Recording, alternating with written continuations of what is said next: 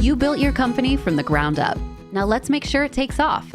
Start quickly and scale confidently with Salesforce, the #1 CRM for growing businesses. Get started at salesforce.com/SMB. Diana. Christine. If you were a venture capitalist, what type of business would you invest in? I'm not sure. It might have something to do with an AI. Sorry.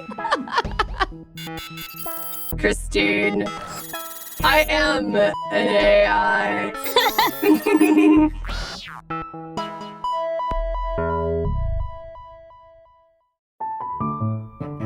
This is From the Ground Up. I'm Inc. Executive Editor Diana Ransom. And I'm Editor-at-Large Christine Lagorio-Chafkin. Today's episode, what women founders still have to prove.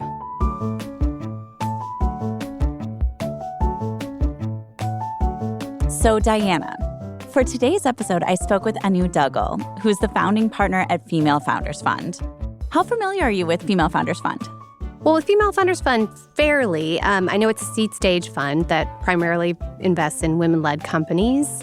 Anu Duggal is a very prominent entrepreneur and founder, and about as much as I know about her, to be honest. Any prominent companies? Yeah, there's a few that you've heard of, I'm sure. She's invested in Zola, the wedding registry site. There's Billie, which did D2C razors for women. Right. And Maven Clinic is another prominent one, which is one of several women's healthcare investments they've made. Oh, nice. It sounds like a lot of healthcare focus There are some, yeah. Yeah. Any big exits? Sure. There are a couple that were more than $100 million, I believe. Bento Box was one, and Eloquy. Eloquy Was another. Yeah, that one was acquired by Walmart. Mm-hmm. That's awesome. So why were you interested in speaking with Anu now? Well, she did just hit a milestone. She hit a decade of running Female Founders Fund. Simultaneously, she's raising a fourth fund of $75 million to fund even more women-led companies. So I wanted to talk to her about today's ecosystem of financing for women-led companies and have her look back at this past decade. But I started our conversation by asking her about her own transition from founder to funder. I had no idea how hard it was to start a fund, especially as a first-time fund manager without a previous track record. And really my approach was quite simple in the sense that, every single person I met, I asked for another introduction. And that led over a 2-year period to over 700 meetings, which ultimately got to my goal of $5.85 million of capital under management. And so that first fund was very much proof of concept.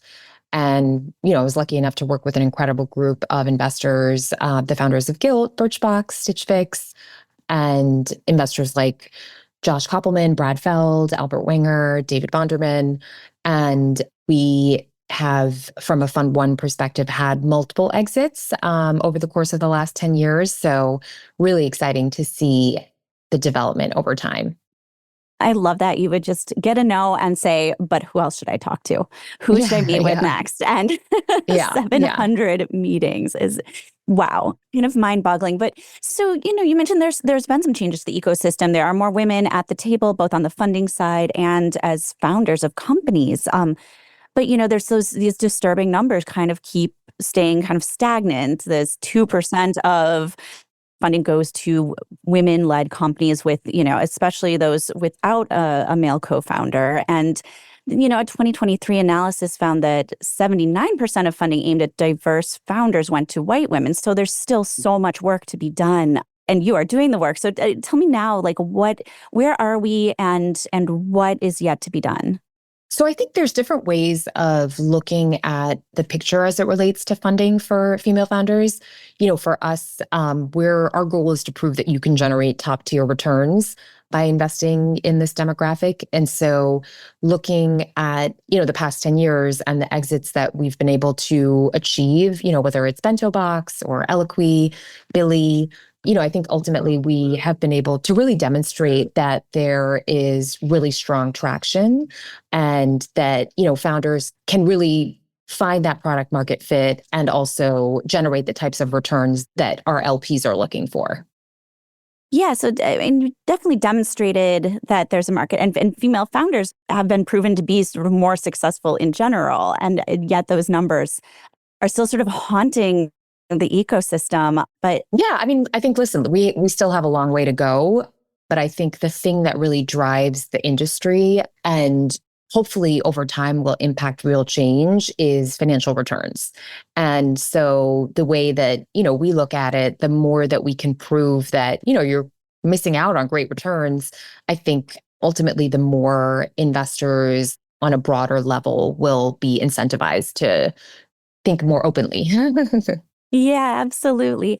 You've said in the past, and I just love this a lot, that you put a little extra pressure on your founders, the founders that you back, because they're not only just trying to create successful individual companies, and I'm sorry, I'm probably not using your exact words here, but also like a wave with momentum, right? These women are setting kind of a foundation for the future of funding women too. Tell me a little bit more about that.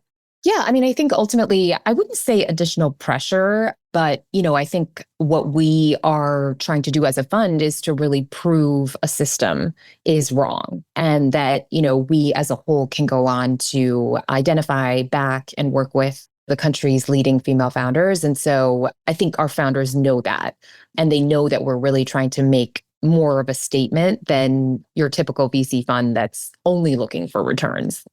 Mm-hmm.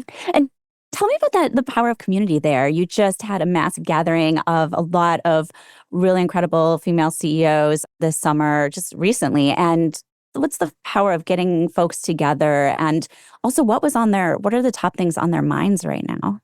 So, I mean, community has been very much at the core of the fund's ethos from day one. We weren't, with a $5.85 billion fund, we weren't really able to compete on AUM. And so instead of that, we really focused on the developing an ecosystem and a brand in a way that I think not that many venture funds focus on.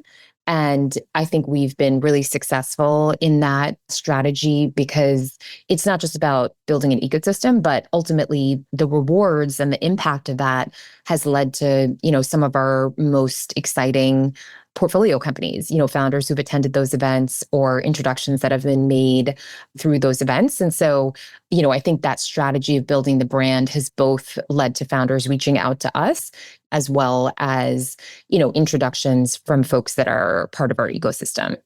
Great. I'd like to stay on the topic of this past 10 years just for another moment. I've been thinking that, another thing that seems to have shifted just a little bit is the role of an investor, or at least certain investors who kind of go a lot deeper with the companies they invest in. You're mostly a seed investor, but you're there for these founders pretty consistently. So do you think that role has actually shifted, or is it more of an individual investor decision, or is it kind of cultural as well? Yeah, I mean, I think ultimately the role of an investor is to support founders in the best way that they can. Where I think we've had the most impact has definitely been in helping accelerate, I think, the knowledge and connectivity to the broader investor community. And so, once we make an investment in a company, we then work pretty closely with them to identify, who would be a great fit for the next round of funding. We make those introductions, we do back channeling. And so I think that acceleration of developing a network has been tremendously valuable for our founders.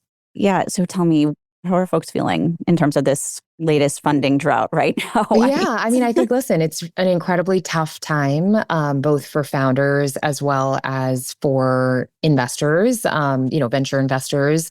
There's been a big recalibration as it relates to funding, as it relates to valuations, as it relates to LP capital going towards venture as an asset class. So it's a tough time. And, I think we are doing the best we can to support founders through this. Obviously much more of an emphasis on profitability and healthy growth. But yeah, I'm not going to lie, I think that particularly at camp, it was really, I think, helpful for founders to understand that they're not the only ones going through this challenging period. We had facilitated kind of conversations too around managing burn and dealing with layoffs and things like that. And I think the founders really responded well to it. Yeah, making that change from just being purely like growth funded to aiming for profitability is really tough for a company sometimes to turn that rudder, What advice do you give founders who are working toward that? I mean, I think it really requires a change in mindset and taking a step back to understand the fundamentals of your business and ultimately, what do you need? What's a nice to have versus a need to have? And it's been interesting, honestly, to see founders on the other side, because I think they not only develop a closer understanding of the most important elements of their business, but they realize that they can actually get a lot done without the team that they had previously had. So there's been a lot of talk lately about the backlash against so many, women-specific or BIPOC-specific funding and programs, and the spate of lawsuits against DEI programs by conservative interest groups. As a seed stage fund, these might not directly affect you, but do you feel like a cultural pressure there? Is it real? And if so, how do you react to that? So, I mean, we haven't honestly felt any impact from some of the more recent kind of rulings. Ultimately, just given the broader macro environment we're in, my focus and the team's focus has really been twofold: to support our portfolio companies and to, from an LP perspective, continue kind of building towards Fund 4. I think we've definitely taken a step back from consumer, whether it's direct to consumer, social, marketplaces, but nothing kind of outward that we've done. I mean, that's like the greater funding environment, right? And consumer behavior. Yeah, absolutely. We've seen so much this year. We're in this amazing historic election cycle, right? And we've seen so much, especially from the conservative side, about the play between Silicon Valley VCs and who's backing who this year. I'm curious your take on it. What are you seeing amongst your community and in terms of involvement this year? Is it is it greater? Is it? Yeah, it's definitely, people are excited. Absolutely. You have this super powerful group of women in your network, and they're growing these fast-growing businesses. I imagine that it's definitely on their mind, and the election's front and center in discourse. Can you be more specific about how they're feeling or what they're working on, what you're working on? I think there may be individual efforts. I'm sure you saw the South Asian women for Harris, Black women for Harris. Yeah. In the fall, there'll definitely be kind of more tech-focused fundraising outreach. I myself co-hosted a fundraising lunch for the first bipartisan women's health PAC, focused on women's health issues outside of abortion. And so, yeah, I think there's momentum and energy around getting involved. Yeah. Healthcare and women's health is really front and center, Yes. It seems, in this election with the DNC right now going on. It's sort of front and center. You have at least one that I can name, female health startups in your portfolio. Do you think that the excitement around women's health right now and just all the buzz during the election cycle can translate to greater funding for future companies? I mean, even outside of your own fund. Yeah, no, definitely. You've seen in the numbers that there's been, I think, a pretty significant increase in funding towards companies within women's health. I think the reality overall, though, is we're just in a tough part of the cycle. And so those companies are kind of facing the same challenges as any other company. I think ultimately, can we stop here for a minute? Everyone's waiting for.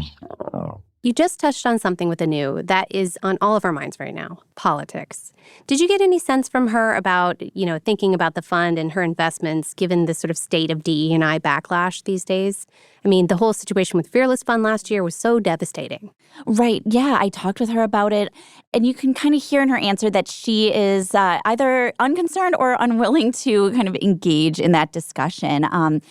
After all, this entire funding ecosystem that she has is women. She's made a career out of advocating for them, and she is both unwilling to change that and is not running the same kind of grant distribution system as this specific DE&I lawsuit that you're mentioning. But she's very dedicated to continuing to advocate for and fund the community of female founders that she has been over the past decade. That's not changing. So she herself is kind of fearless. So is she just not wading into politics at all? Yeah, she doesn't talk a ton about politics, and she did tell me she does not advise the female founders she works for about politics specifically. I mean, she has hosted some fundraisers at her own property in the Hamptons. She has been involved in some PACs, and she's very much full steam ahead on women's healthcare issues, which playing very much a role in this election cycle. Yeah. And I do ask her more about that, which you will hear after this quick break.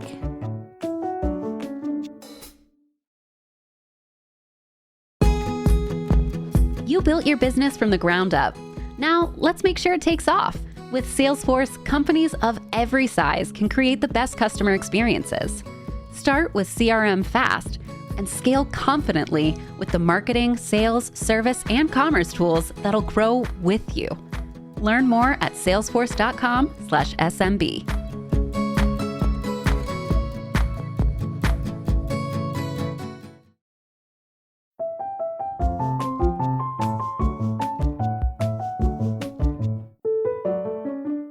You've mentioned more traction in terms of companies starting as well in terms of women's health. You're pulling back a little from D2C. And are you looking to fund more health companies right now, or are there other growth areas that you're really passionate about at this moment?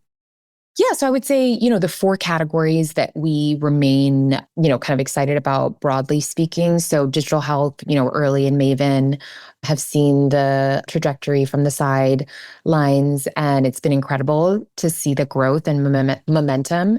Ula, which is another women's health company, and then Branch, which is in the fertility space. So continue to be excited about opportunities within healthcare. And then the second would be beauty and personal care. And we treat that a little bit separately than kind of more traditional direct to consumer, just because you have the, incredibly high multiples, the repeat rate, and margins. And so excited about that category. Climate tech is a newer category for us, both hardware and software. And so excited to continue doing more as we're meeting really, really exciting founders building within those spaces.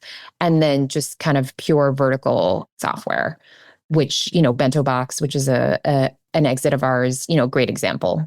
Can you look forward a couple years? I mean, do you see us coming out of this funding slump anytime soon? What factors are you looking to see change?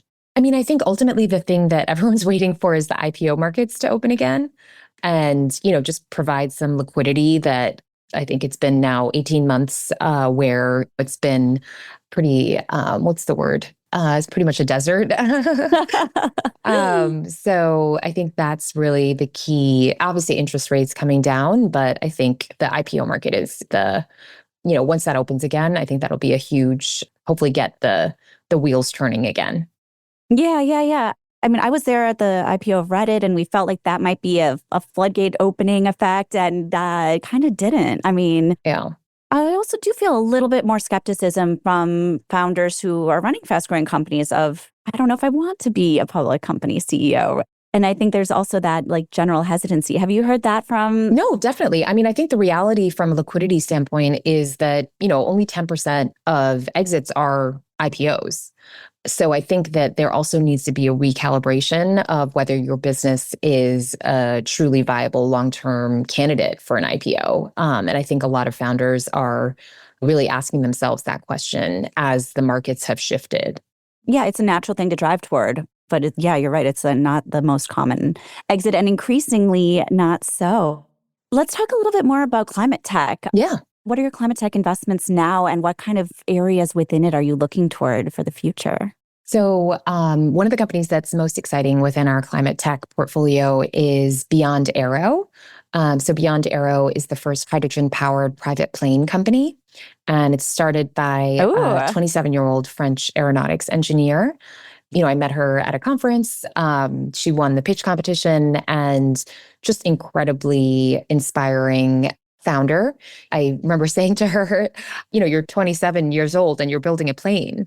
And she looked at me and she said, well, I went to school to build a plane. I was like, that's definitely not what I was doing at 27. But yeah, really, really incredible founder. They just had their first test flight.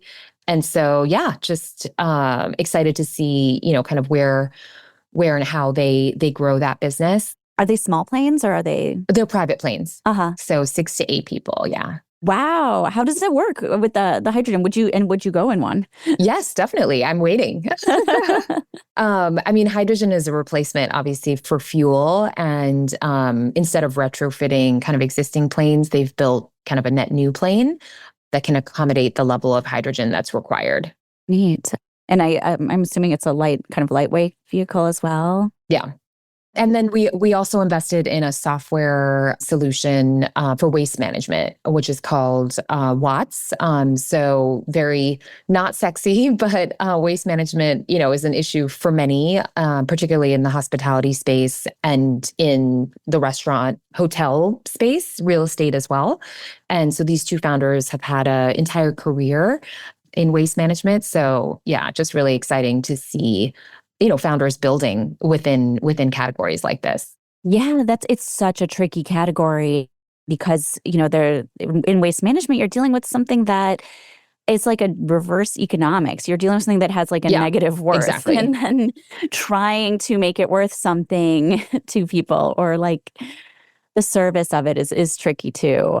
What are the founders like of that one? They're great. Really, again, committed to the space, started off, kind of small, working with companies like Italy and others to kind of help them craft a better strategy around their waste management, and then realized that, there's a larger opportunity to do this for other organizations.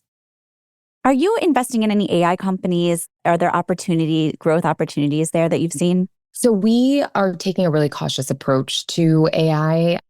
I think there's been obviously a lot of money poured into the sector.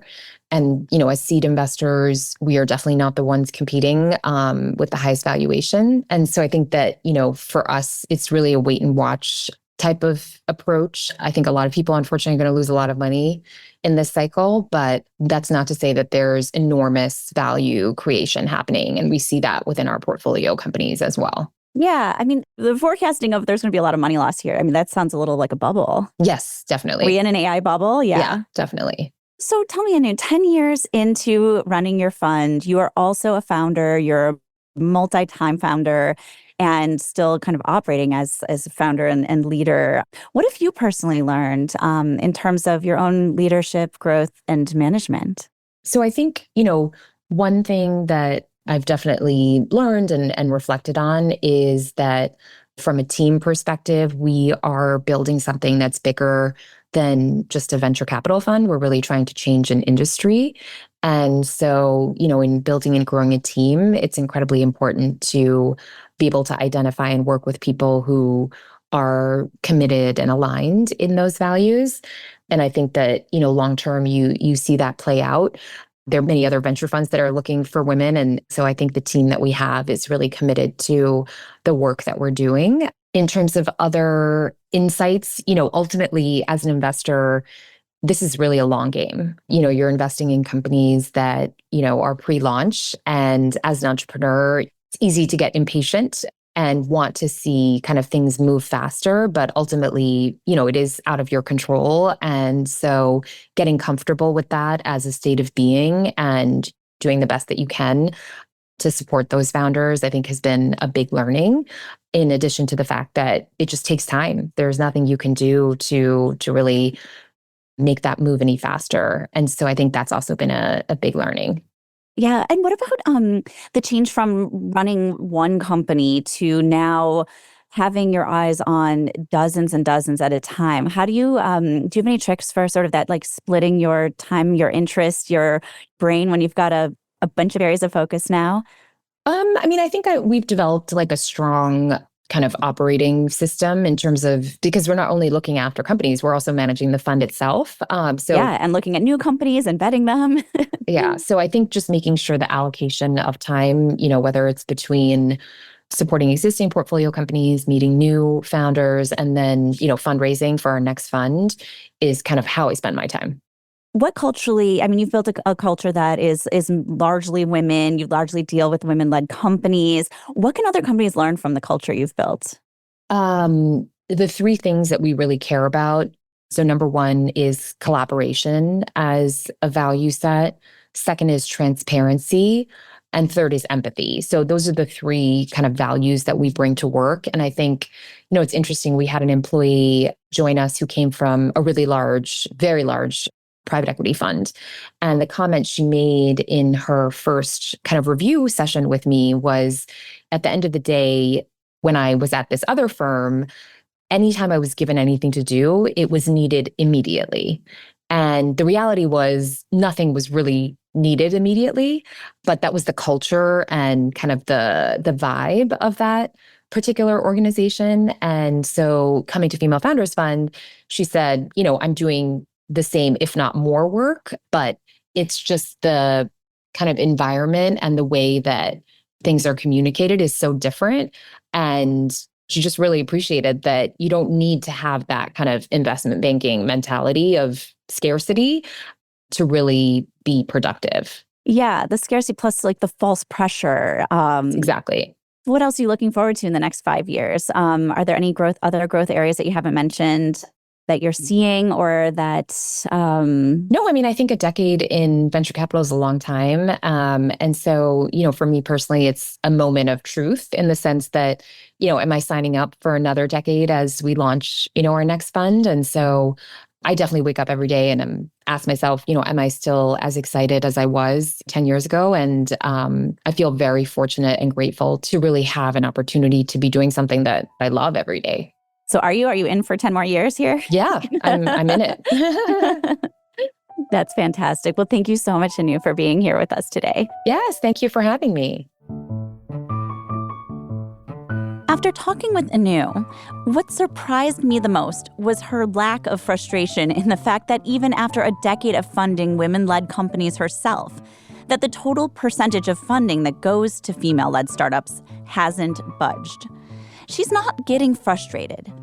Instead, she's hoping women and their companies can prove her point by continuing to display with their own successes, including some really huge exits, she hopes, that they are the right choices to fund. Of course, there's a long way to go, especially amidst this current funding drought. But Anu has given us a lot to think about regarding the future.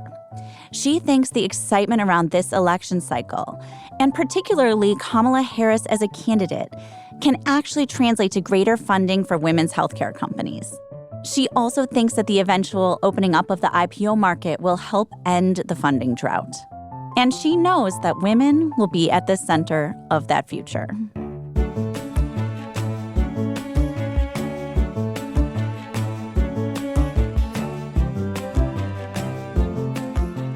That's all for this episode of From the Ground Up.